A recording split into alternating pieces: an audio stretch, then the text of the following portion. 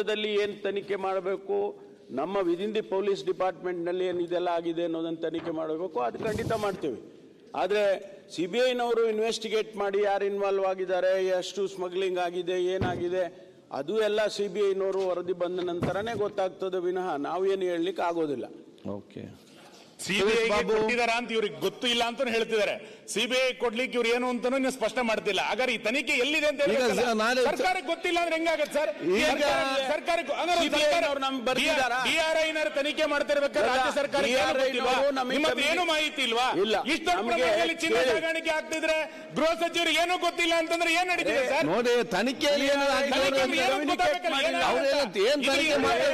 ಯಾರೋ ಇದರಿಂದ ಯಾರನ್ನ ರಕ್ಷಣೆ ಮಾಡುವಂತ ಪ್ರಯತ್ನ ನಡೀತಿದೆ ಅಂತ ಅಷ್ಟೇ. ಇದರಿಂದ ರಕ್ಷಣೆ ಮಾಡುವಂತ ಪ್ರಯತ್ನ ನಡೀತಿದೆ.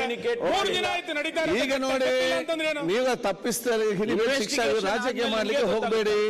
ಈ ವಿಚಾರಣೆ ತನಿಖೆ ನಡೀತಾ ಇದೆ, ನಮ್ಗೇನು ಮಾಹಿತಿ ಕೊಡ್ಲಿಲ್ಲ ಅಂತ ಹೇಳಿದ್ದಾರೆ. ನಿಮ್ಗೆ ಹೆಚ್ಚಿನ ಮಾಹಿತಿ ಬೇಕಾದ್ರೆ ಕಚೇರಿಗೆ ಹೋಗಿ ಅವ್ರಿಗೆ ಮಾತಾಡಿಕೊಂಡು ನಿಮ್ಗೆಲ್ಲ ಮಾಹಿತಿ ಕೊಡ್ತಾರೆ. ಸುರೇಶ್ ಬಾಬು,